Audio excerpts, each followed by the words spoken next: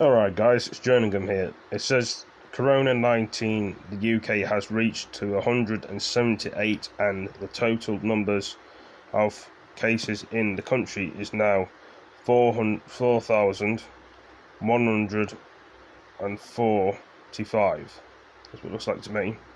Unless I've read it wrong, but there's a lot of corona cases around the world. I'll probably hire this guy speaking about food shortages. We should not take all the food, we should think about other people. This is what the guy's saying on the news channel. Our chief correspondent Stuart Ramsey, producer now it's talking about other stuff. And cameraman Owen were granted access to the main hospital in Cremona. I mean, if you guys have missed that, then you can sort of go back onto another channel and find out what they're saying. Coronavirus numbers, see? Total numbers, cases in the country is now, you know, as we know.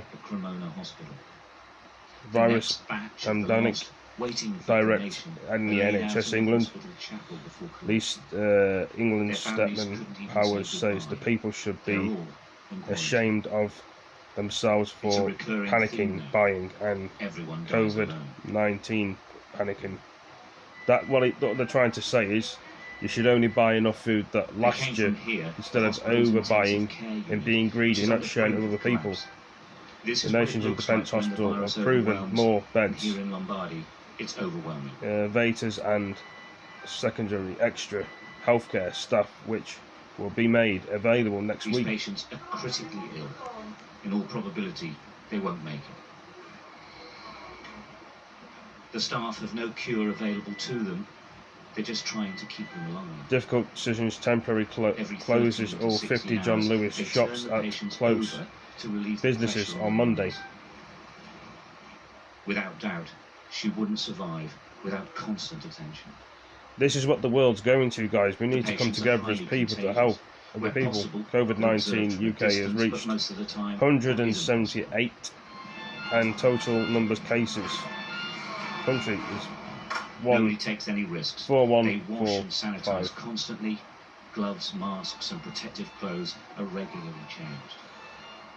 In truth, these men and women are exhausted.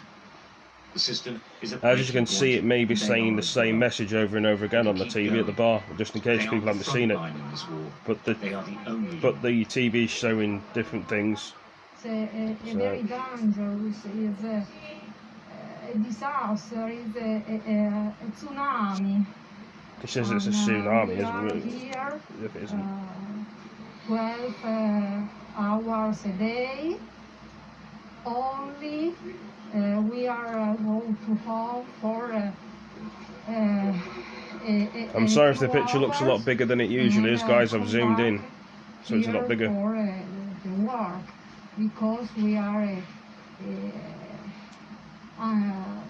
here for the patients. The first, perhaps only bit of good news for the teams here is this man. We couldn't approach him. He's still too weak, but he waved. He is recovering. After 2 weeks, he is getting better. In that 2 weeks, though, not one other person on this ward improved, or worse, they died. What's really interesting here is that now they've had to extend the intensive care unit, but now it is absolutely full. It's absolutely full in every hospital in Lombardy. They're hoping that some can be taken away. And the other really frightening development is that the patients are getting much, much younger, that they are not being treated in hospital because there's no room for them.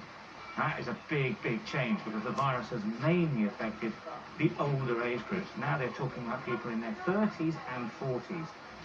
That hasn't been seen anywhere so far. The only illnesses being treated in Cremona Hospital now are linked to the coronavirus, and it's spreading. We opened this side of the department to intensive care only yesterday, and today is already full. Oh, so in 1 day it's full? In 1 day, less than 1 day, yes. Emanuela Catenacci is a neurosurgeon normally. Now she's working in intensive care. She asked to send a message to the world. Lockdown.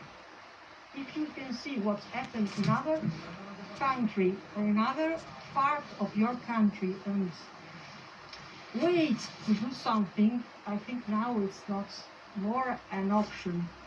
Maybe at the beginning we didn't know exactly what would be happen, but now we know what happened. It's you don't think that it's happening here and it can't happen everywhere else. It will.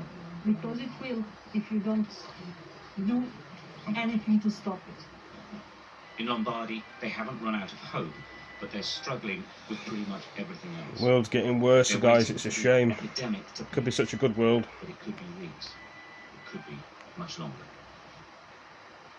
Stuart Ramsey, Sky News, Cremona, Italy.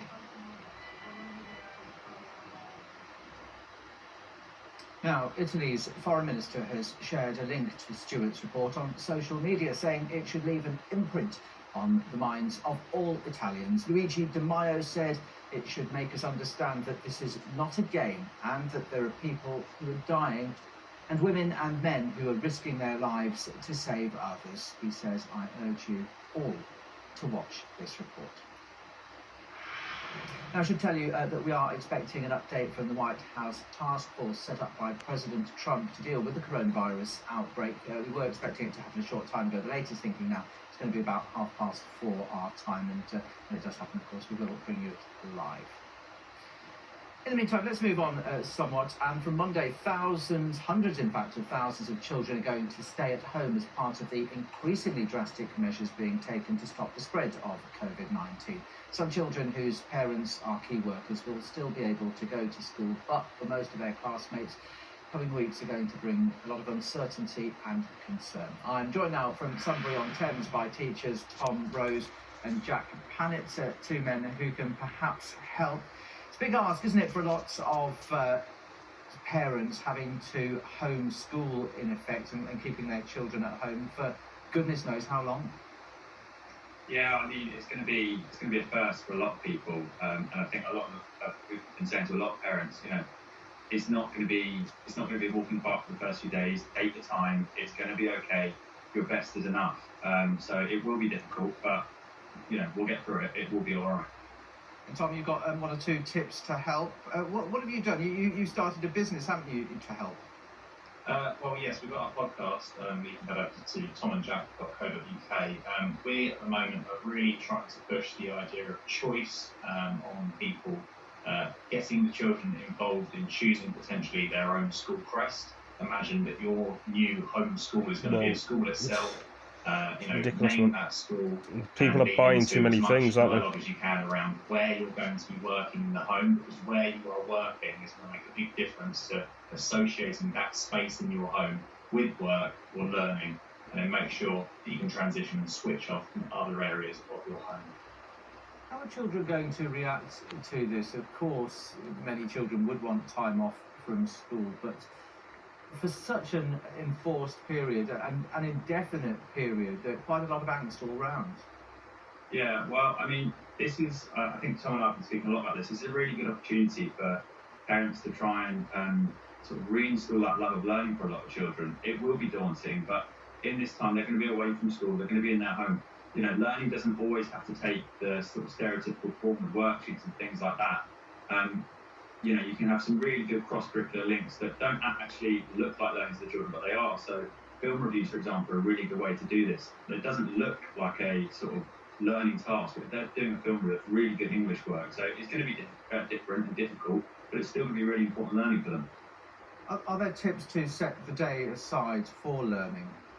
Absolutely. I think what we're suggesting is 45 minutes to an hour between rest periods. In the morning, we would suggest prioritising the core curriculum. So that would be things like maths and English. That way, we can bring that element of choice back in there for the children, because they can be leading the way with open projects that they have chosen for the afternoon. So potentially something like, okay, today I'm going to do a project on something to do with history. And this is a massive opportunity for a lot of people here, because schooling with a lot of children lacks that element of choice. Exams at the moment are all off, so there's a lot of anxiety relieved from the children. They can now learn at their own pace as well, so they can pause things, go back, double check things, and also they're not going to be comparing themselves to their peers, which all of these things are really freeing concepts when it comes to actually learning. And Jack, routine quite important, one would suggest. Yeah, I mean, routine's going to be really important. So we've been looking recently, and I know that Joe Wicks, for example, Sunbury on day off, I think it's about 9 o'clock. Sunbury on the and if you can the night before with your children, include them in the discussion, as we've said. If you can, plan your day the night before, so you can get up on the right foot. Bit of activity, like Tom said, in the morning, break it up, and then if you can, get that English and that maths in early, those core subjects, and then leave the afternoon for a bit of, to be flexible really, things that your children want to do, keep an element of control over it obviously, but yeah, leave them to sort of go what way they want to go that suits their learning style. And will there have to be some discipline involved?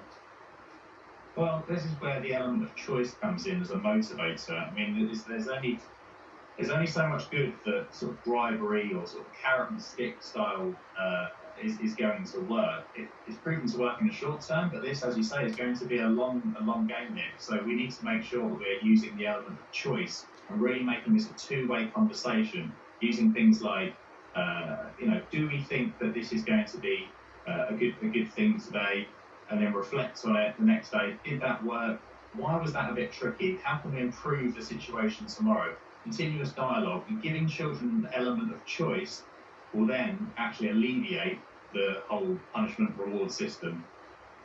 All right, well, we're going to leave it there, but plenty of parents, I think children got their work cut out, certainly over the coming weeks and months. Gentlemen, Tom Rose, Jack Panner, thank you very much indeed for joining us today. Thank you. Now, stay with us on Sky News. We'll tell you why South Africa could find it even harder than other countries. If you guys want to watch the Donald Trump news of America, go onto the news channel or any other website, or I've filmed what I've had to have filmed in a short video, or watch any other thing about South Africa or anything else. Thank you for watching this video, and I hope you all enjoyed the video. Give it a like, give it a comment, share it with your friends, and I'll catch you guys in the next video. Thank you for joining me. See you next one, guys. Better go now. Peace.